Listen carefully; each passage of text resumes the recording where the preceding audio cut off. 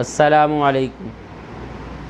حضرات گرامی، عبداللہ بن جدعان کی باندی ہے، وہ روز دکھ بھرے درد بھرے مناظر دیکھتی ہے۔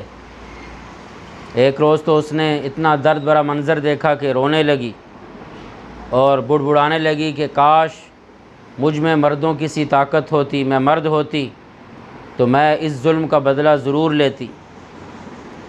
ہوا یوں کہ آپ صلی اللہ علیہ وسلم کوہ صفا پر ہیں، اپنے رب کی عبادت و ریاضت میں ہیں۔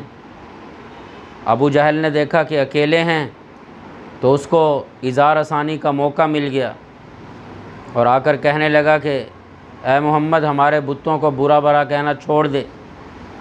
آپ صلی اللہ علیہ وسلم نے اس کی بات کی طرف توجہ ہی نہیں دی، دھیان ہی نہیں دیا، اور اللہ کی یاد میں محو ہیں، مستغرق ہیں۔ اس کو بڑا غصہ آیا اور کہنے لگا کہ محمد متکبر ہو گئے ہو، اتنا تکبر اچھا نہیں ہے، ہماری بات ہی نہیں سنتے۔ آپ صلی اللہ علیہ وسلم بغیر کوئی ماتھے پر شکن لائے، صبر و تحمل کا پیکر تھے، بحر بے کراں تھے جی، تو اپنے رب کی عبادت میں مصروف ہیں جی، ریاضت میں مصروف ہیں۔ اس کو طیش آیا اور اس نے گالیاں بکنا شروع کی۔ آپ صلی اللہ علیہ وسلم کی جبین پر پھر بھی کوئی شکن نہیں، اللہ کی یاد میں غرق ہیں۔ اب اس نے جب یہ دیکھا تو زمین سے مٹھی بھر کنکریاں اٹھائیں اور آپ صلی اللہ علیہ وسلم کی طرف پھینکی کہ میں تم سے کہہ رہا ہوں کہ ہمارے بتوں کو، دیوتاؤں کو برا بھلا کہنا چھوڑ دو۔ جب پھر بھی توجہ نہیں دی تو طیش میں آیا اور ایک پتھر اٹھایا اور آپ صلی اللہ علیہ وسلم کے سر پہ مارا، تو سر مبارک سے چہرہ اقدس سے خون جاری ہوا۔ باندی یہ منظر دیکھ رہی ہے اور رو رہی ہے۔ وہ روزانہ اس طرح کے منظر دیکھتی ہے۔ اتنے میں حضرت حمزہ شکار کر کے آ رہے ہیں، کمان ان کے ہاتھ میں ہے۔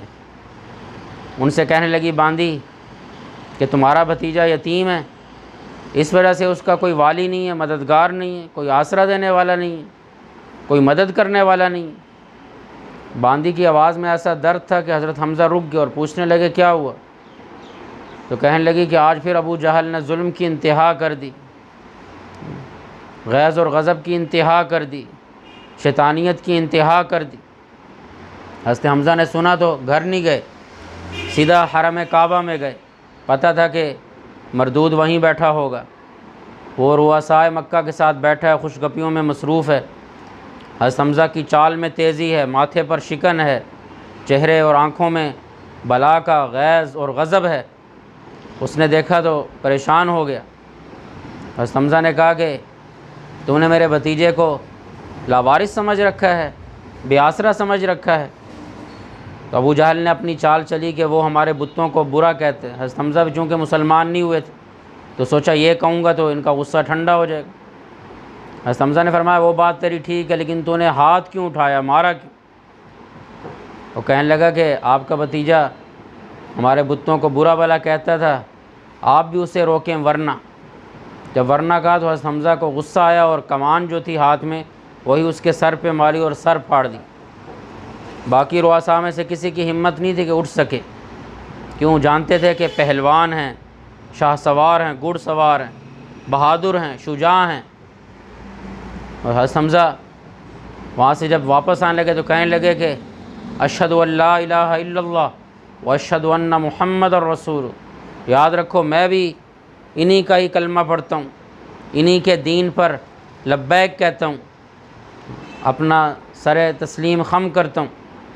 وہاں سے آئے اور کوہ صفا کی طرف جب آپ صلی اللہ علیہ وسلم کو دیکھا تو کہنے لگے کہ بھتیجے خوش ہو جا، میں نے تیرا انتقام لے لیے، میں کمان سے ابو جہل کا سر پھاڑ کے آ رہا ہوں۔ تو نبی الرحمہ صلی اللہ علیہ وسلم نے ارشاد فرمایا ابو حمزہ مجھے اس سے خوشی نہیں ہوئی۔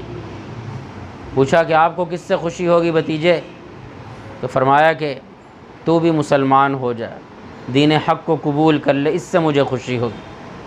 تو کہنے لگے اچھا آپ کو اگر اس سے خوشی ہوگی تو میں پڑھتا ہوں اشہد ان لا الہ الا اللہ و اشہد ان محمد الرسول۔